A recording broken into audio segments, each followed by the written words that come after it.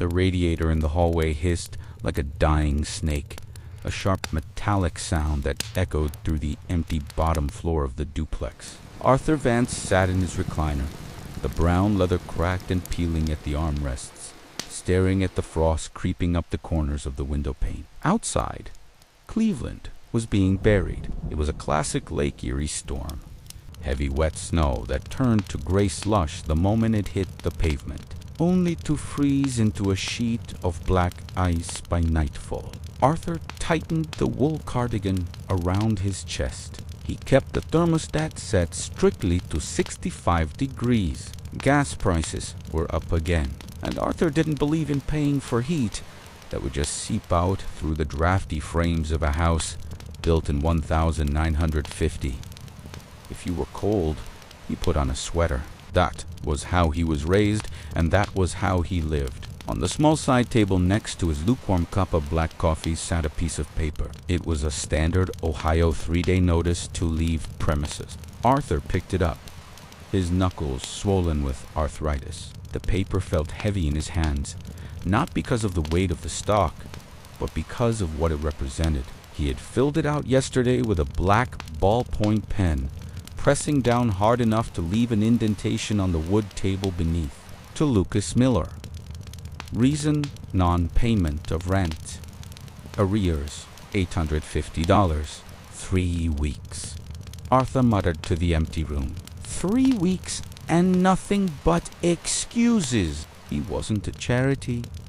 He was a landlord. He had worked 40 years at the stamping plant, pulling double shifts, missing birthdays, ruining his back, all to buy this property so he wouldn't have to eat cat food when he retired.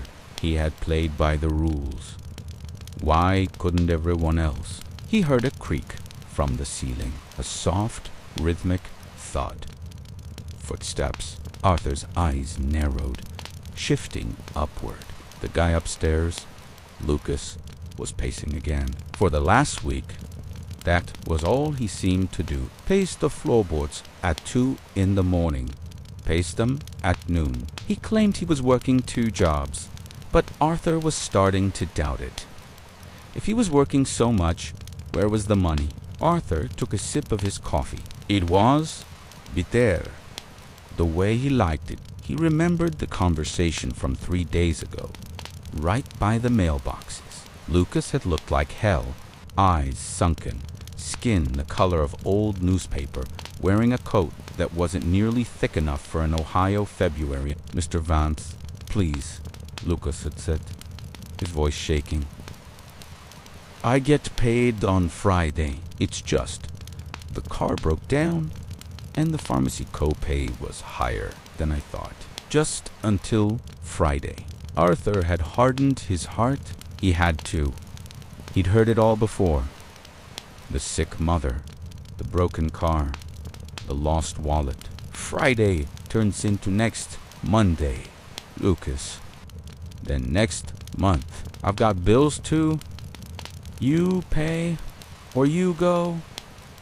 That's the deal. He looked back at the eviction notice. Tomorrow morning, he was taping it to the upstairs door. No more talking. The wind howled outside, rattling the storm door. The weatherman on the muted television was gesturing wildly at a map of Cuyahoga County, painted in deep purples and whites. A blizzard warning. Gray. That meant Arthur would have to get up at 5 in the morning to salt the walkway, or else he'd get sued if the mailman slipped. Thump. A louder noise came from upstairs. It sounded like something heavy dropping. A bag of flour, maybe a stack of books. Then silence. Arthur waited. Usually, after a loud noise, he'd hear the kid, Timmy. The boy was 6 years old and usually as quiet as a mouse, which Arthur appreciated, but kids were kids. They ran, they jumped, but tonight, the house was strangely quiet. Arthur grunted and reached for the remote to turn up the volume on the news. He didn't want to think about the upstairs tenants. He didn't want to think about the boy with the big fearful eyes who always hid behind his father's legs when they crossed paths in the driveway. Arthur had tried to be nice once, months ago. He had offered the kid a butterscotch candy from his pocket. The boy had looked at it like it was poison, and Lucas had quickly ushered him away. Fine, Arthur had thought. Be that way. He checked his watch. 8:15 p.m. He should go to bed. The cold was settling into his bones, making his knees ache with a dull throbbing pressure. Suddenly, the lights in the living room flickered. They buzzed, dimmed to a brown-orange glow, and then surged back to full brightness. Damn.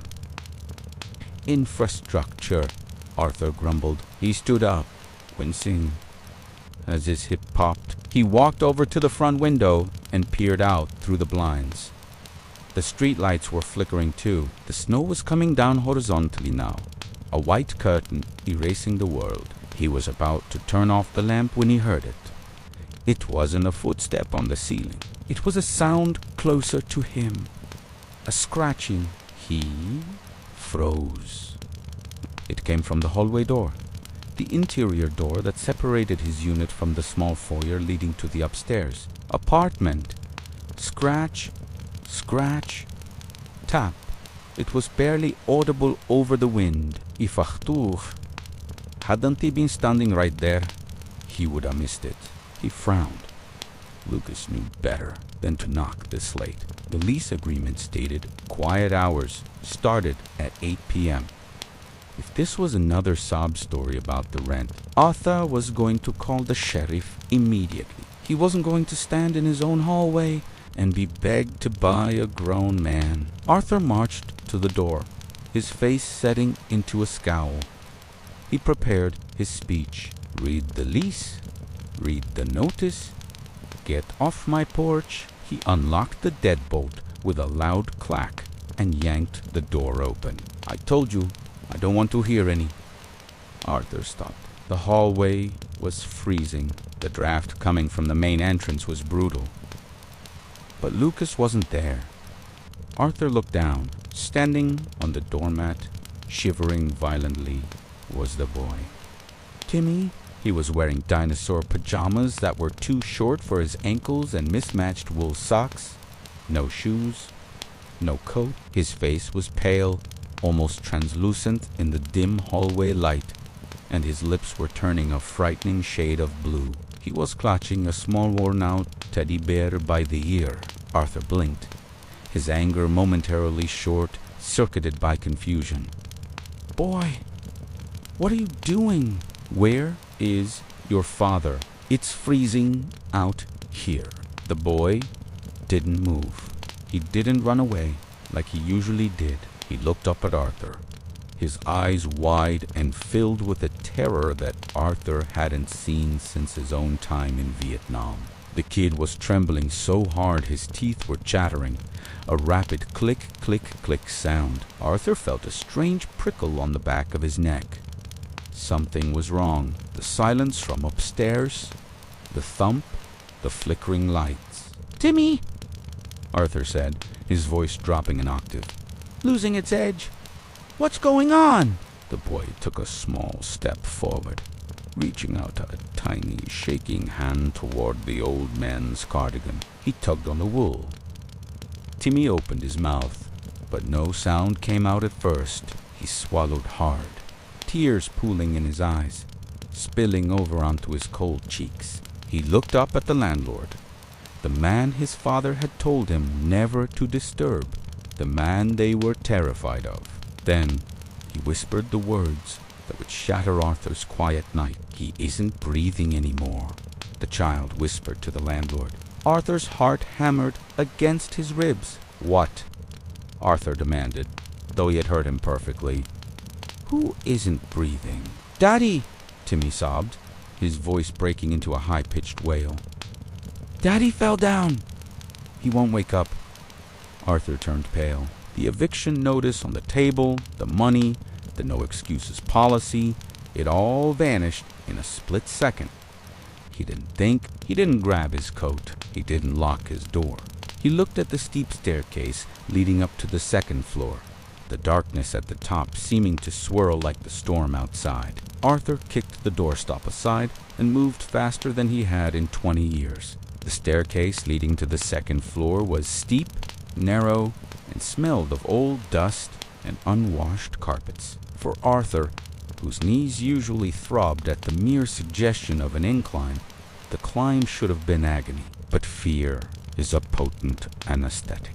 He took the steps 2 at a time, his heavy work boots thudding against the hollow wood, his breath coming in sharp, ragged gasps. Behind him, he heard the soft padding of Timmy's socks on the stairs. The boy was following, silent as a shadow. Arthur reached the landing. The door to apartment B was painted a chipped institutional bay. He grabbed the brass knob and twisted. Locked. Of course, it was locked. Lucas was a careful man. He lived in a neighborhood where leaving your door unlocked meant losing what little you had. Lucas, Arthur shouted, pounding on the wood with a fist that felt like iron. Open up. It's Vance. Silence. Not even the sound of the wind could penetrate the heavy stillness coming from the other side. Arthur looked down at the lock. It was a cheap deadbolt he had installed 10 years ago. He stepped back, bracing himself against the banister. He was 70 years old. He had high blood pressure and a bad hip. But looking at Timmy, who was now standing at the top of the stairs, hugging that teddy bear so tight his knuckles were white, Arthur felt a surge of adrenaline that belonged to a man half his age. He gritted his teeth, channeled 40 years of factory rage, and drove the heel of his boot into the wood right next to the latch. Crack. The frame splintered, but the door held. Arthur didn't hesitate. He kicked again, a savage, desperate strike. The wood gave way with a sickening crunch, and the door swung inward, banging loudly against the interior wall. Arthur stumbled into the apartment, regaining his balance, just as the smell hit him. It wasn't the smell of filth. It was the smell of rubbing alcohol and something metallic, like old pennies, and underneath that, the unmistakable biting chill of a room with no heat. Lucas. The living room was dark, illuminated only by the streetlights filtering through the blinds. Arthur fumbled for the light switch. Flipping it up, nothing happened. The power was out, or the bulbs were blown. His eyes adjusted to the gloom. He saw the shape on the floor near the kitchenette. Arthur rushed over, dropping to his knees. The impact sent a shock wave of pain through his legs, but he ignored it. Lucas was lying on his back, one arm thrown out, as if reaching for something. His skin was gray, clammy, and terrifyingly cold to the touch. "Wake up, son," Arthur commanded, his voice shaking. He placed 2 fingers against Lucas's neck, a pulse.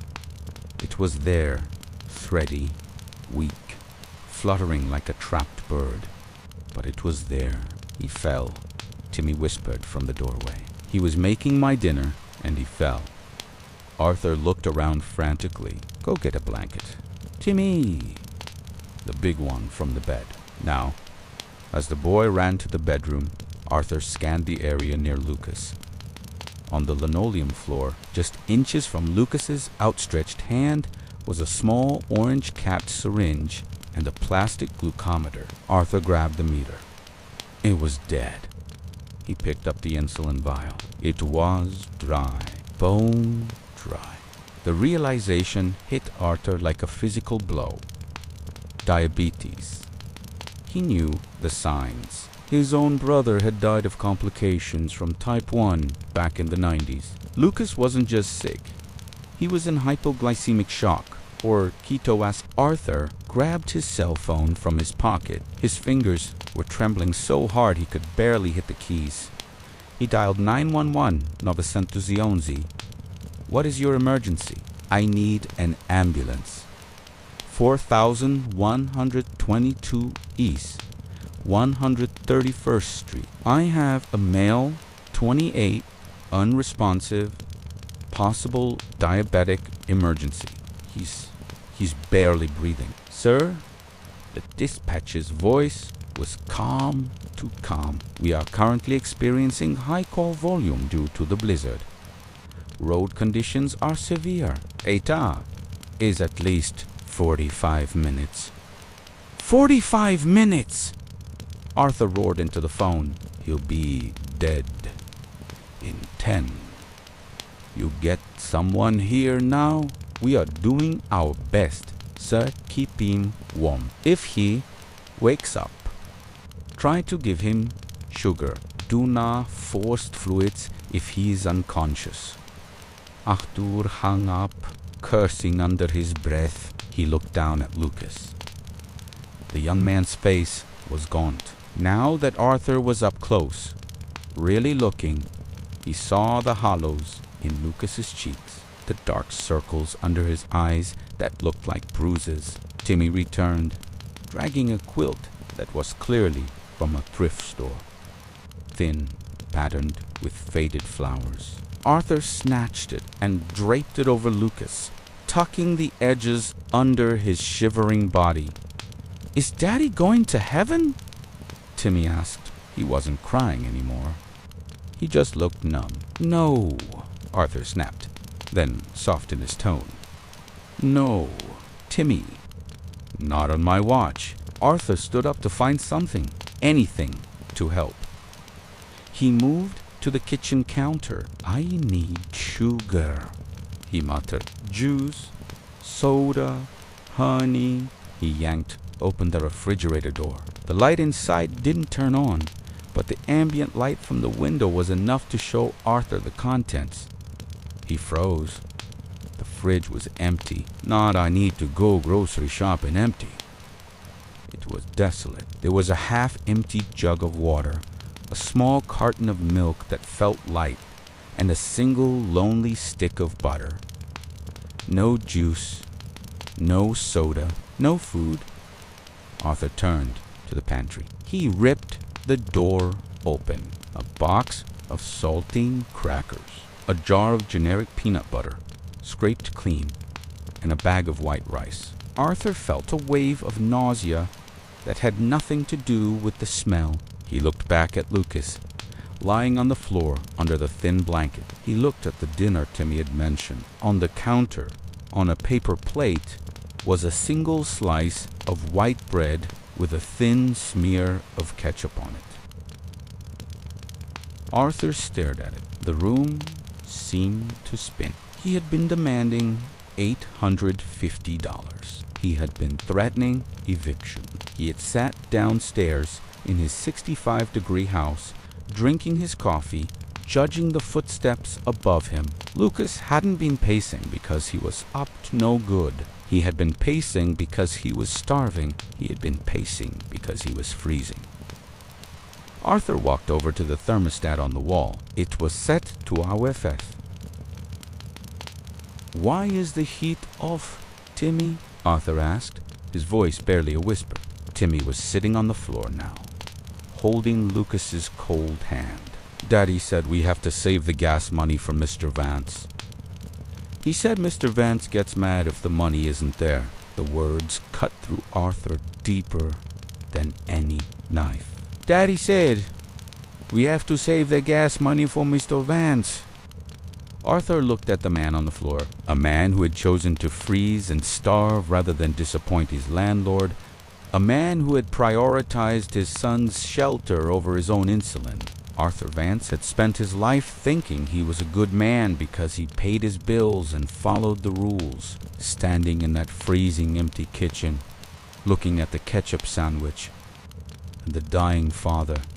Arthur realized he wasn't a good man at all. He was a monster. But the monster had work to do. Arthur reached into his pocket and pulled out a roll of Lifesavers candies. He always carried wintergreen. It wasn't much, but it was sugar. He rushed back to Lucas. Timmy, Arthur said, his voice firm. I need you to be brave. I'm going to run downstairs for 2 minutes. I have juice in my fridge. I need you to hold Daddy's hand and talk to him. Keep Emery. Can you do that? Timmy nodded, his eyes wide. Yes. I'll be right back, Arthur promised. He stood up, looking at the apartment one last time. The poverty here wasn't lazy, it was a battlefield. And Arthur was the one who had been shelling the trenches. He turned and ran for the door, ignoring the pain in his hips, running faster than he had ever run for himself. Arthur moved through his own apartment like a hurricane in a wool cardigan. He tore open his refrigerator, grabbing a half-gallon jug of pulp-free orange juice. His hands, usually steady enough to calibrate a stamping press within a millimeter, fumbled with the screw cap, spilling sticky yellow liquid onto his clean linoleum floor. He didn't wipe it up. He pivoted, grabbing a box of granulated sugar from the pantry and a spoon. Then he ran to his bedroom. He yanked his heavy down comforter, the expensive one he'd bought with his pension bonus 5 years ago, off the bed, dragging it across the floor. On his way out, he snatched a portable oil-filled radiator heater he kept in the hallway. He looked like a pack mule, burdened and breathing hard, but he didn't stop. The climb back upstairs was a torture test. The heater banged against his shins. The juice sloshed. The comforter threatened to trip him with every step. His heart was thumping a frantic, irregular rhythm against his ribs, a warning sign he knew he should heed. But the image of the ketchup sandwich burned in his mind, overriding his own survival instinct. He burst back into apartment to beat. Timmy was exactly where Arthur had left him, a small sentinel in dinosaur pajamas, holding his father's hand with both of his own. "Move back, son," Arthur wheezed, dropping the heater in the blanket. He knelt beside Lucas. The young man hadn't moved. His breathing was shallow, slipping into long, terrifying pauses. "Okay, Lucas, you gotta work with me here," Arthur grunted. He poured a small amount of sugar into the palm of his hand and dampened it with a splash of orange juice, making a thick grit. He'd seen a paramedic do this once at the factory, when a line worker passed out. You couldn't pour liquid down an unconscious man's throat. He'd drown. You had to use the gums. Arthur pried Lucas's jaw open. The man's lips were cold, his skin slack. Arthur rubbed the sugary paste into Lucas's gums under his tongue against the inside of his cheek. "Come on," Arthur whispered, his voice rough. "Don't you die on me? You don't get to die over $800. He repeated the process. Sugar, juice, rub. Wait. Timmy watched, his eyes wide and unblinking. "Is it medicine?" "Yeah," Arthur lied. "It's the best medicine." He plugged in the space heater. The outlet sparked briefly. Then the unit hummed to life. Arthur draped his heavy down comforter over Lucas and Timmy, cocooning them both. Now, there was nothing to do but wait. The wait was the worst part. The wind battered the house, shaking the window frames. The silence in the room was heavy, punctuated only by the clicking of the heater as the coils began to warm up. Arthur sat back on his heels, his knees screaming in protest. His eyes wandered around the room, really seeing it for the first time. When he came up to collect rent, he usually stood in the doorway, eyes fixed on the checkbook. He never looked past the tenant. Now he looked. On the cheap laminate coffee table, there was a neat stack of papers. Arthur leaned forward. They weren't magazines. They were bills. Cleveland Clinic, oncology debt. Remaining balance $14,200. Southwest General Emergency Services. Past due $3,400. CVS Pharmacy, insulin, Glargine, copay denied. There were dozens of them, a graveyard of red ink, and next to the stack, a framed photograph. It showed Lucas a few years younger, looking healthy and full of life, with his arm around a woman with a bright, sunny smile.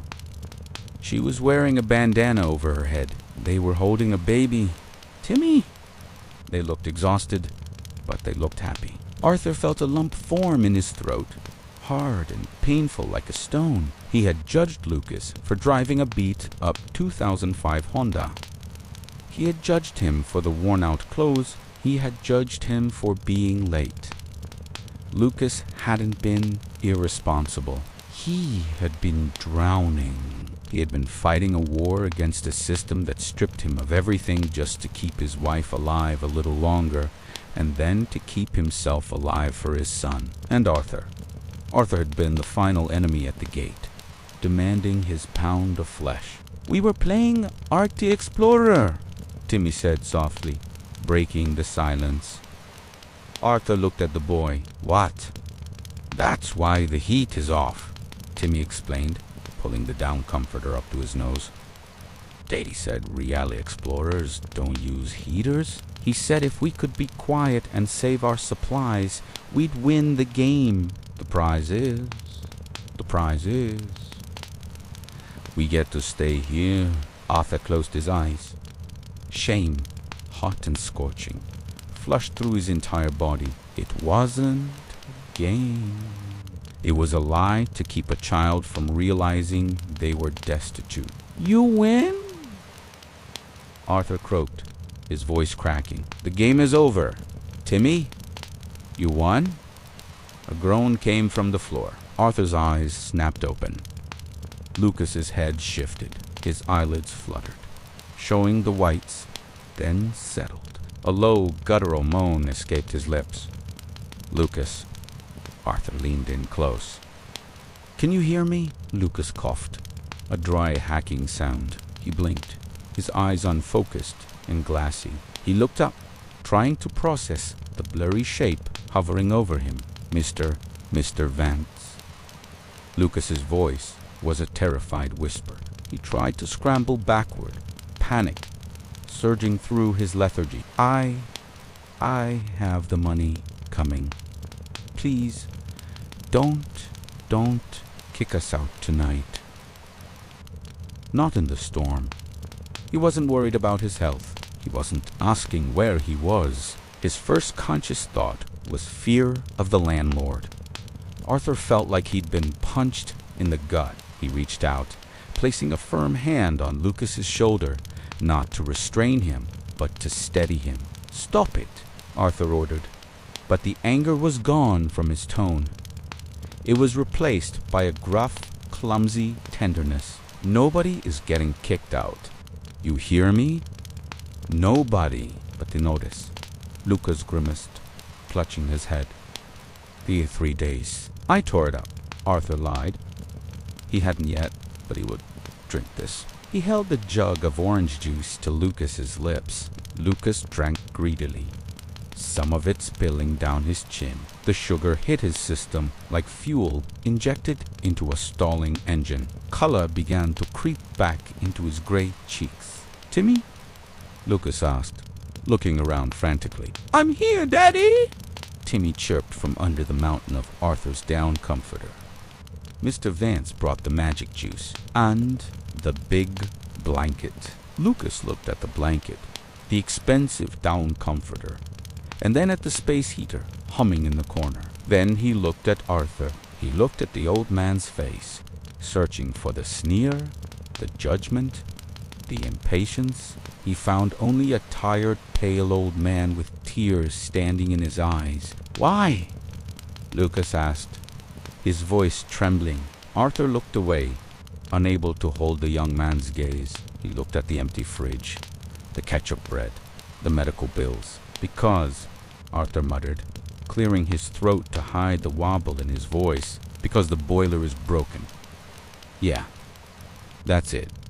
Boiler's busted downstairs. Had to come up to check yours. Liability issue."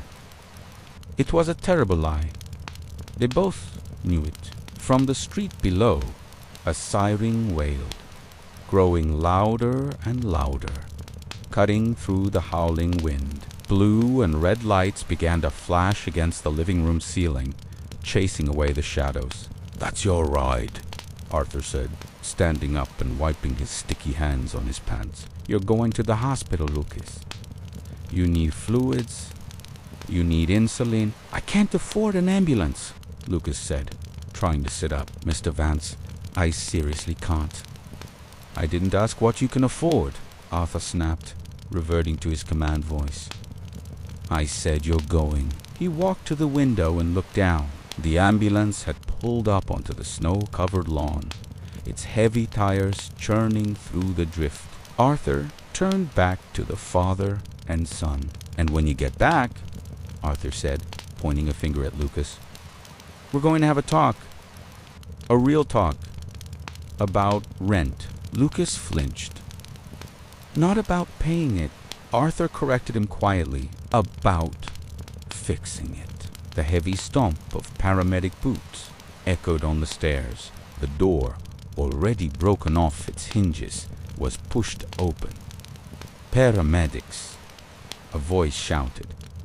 "Where's the patient?" "In here," Arthur called out. He stepped back to let the professionals work, retreating into the shadows of the hallway. But as he watched them load Lucas onto the stretcher and saw Timmy holding the medic's hand, Arthur knew his night wasn't over. He wasn't just a landlord anymore. He was the only family these two had in this frozen city. And for the first time in 20 years, Arthur Vance had a purpose.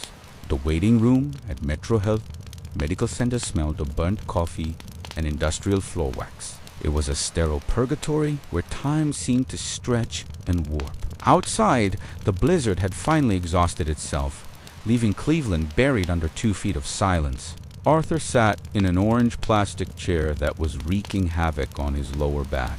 Beside him, Timmy was asleep, curled into a tight ball, with his head resting on Arthur's thigh. The boy's hand was still gripping the hem of Arthur's wool cardigan.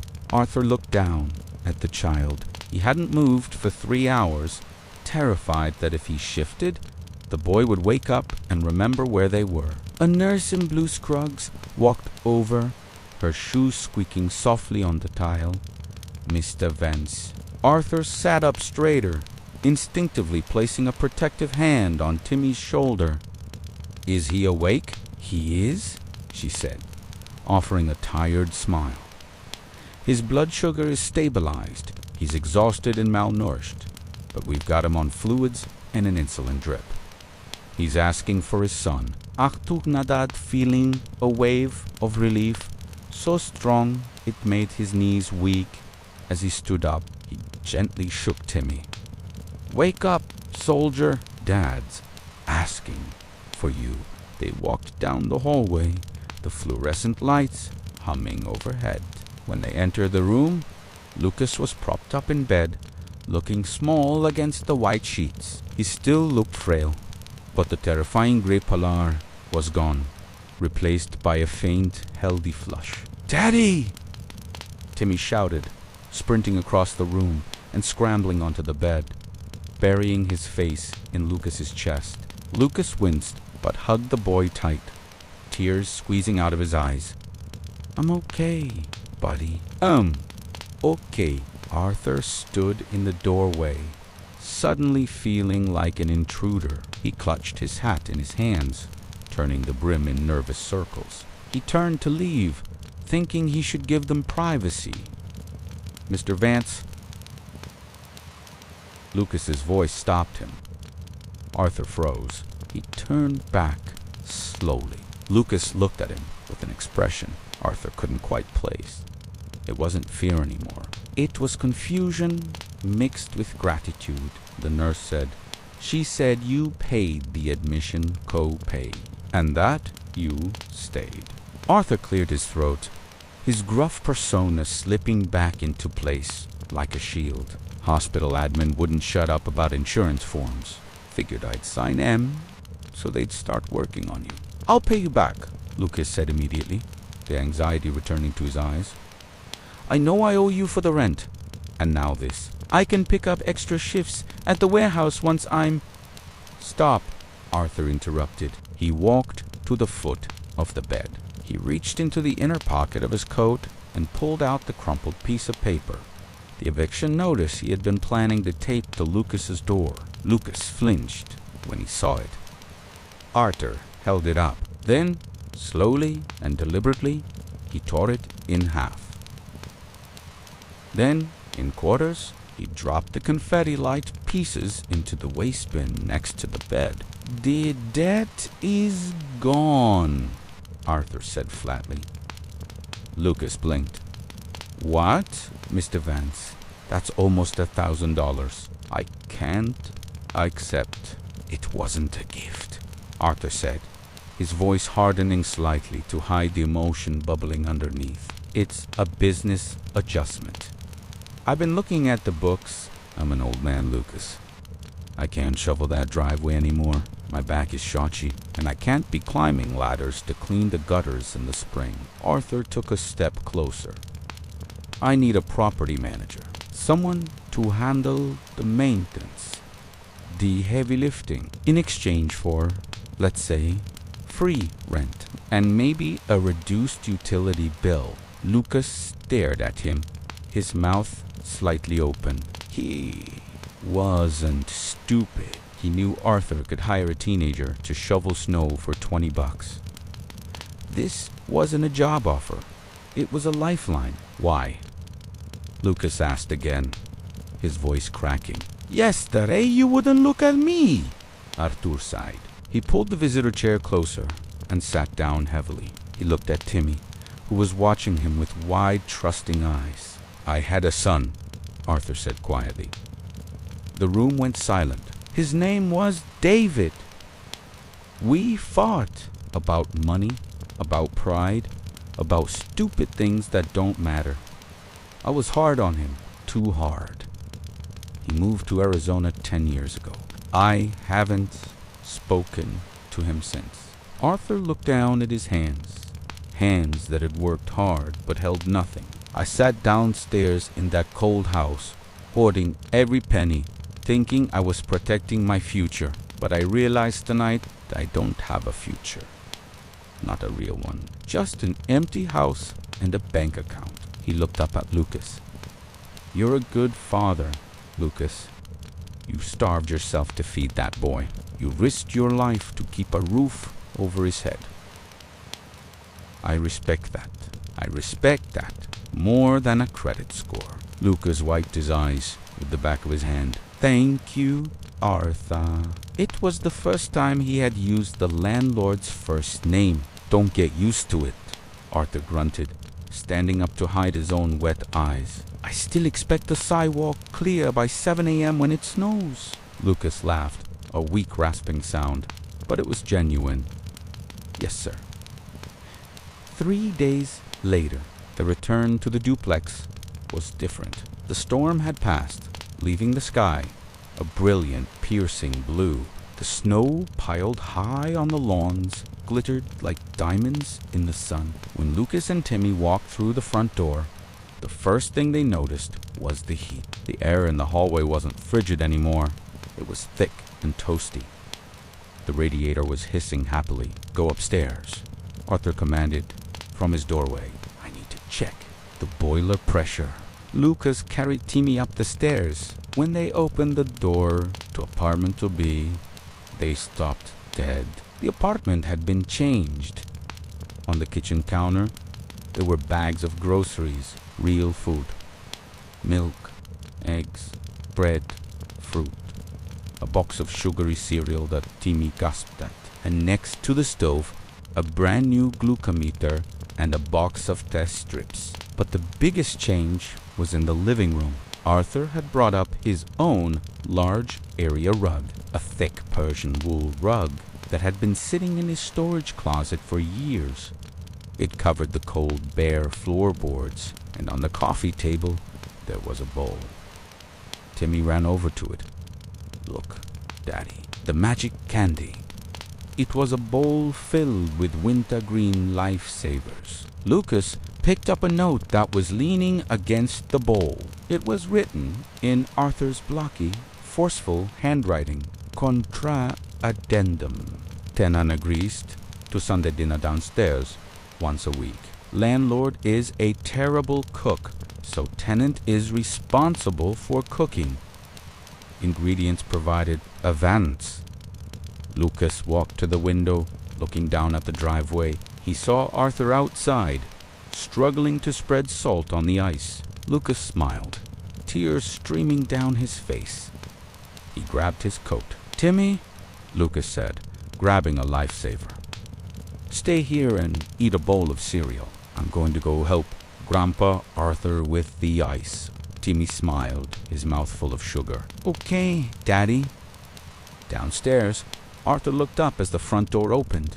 He saw Lucas jogging down the steps, shovel in hand, looking stronger than he had in months. "I told you to rest." Achtung, backed to the corner of his mouth, twitched upward. "And I told you I'm the property manager," Lucas shot back, taking the bag of salt from the old man's hands. "Go inside, Arthur." "I've got this." Arthur stood there for a moment, watching the young man work. The wind was still cold, but for the first time in years, the ice around Arthur's heart had completely melted. He turned and walked back toward the warmth of the house, leaving the door unlocked behind him.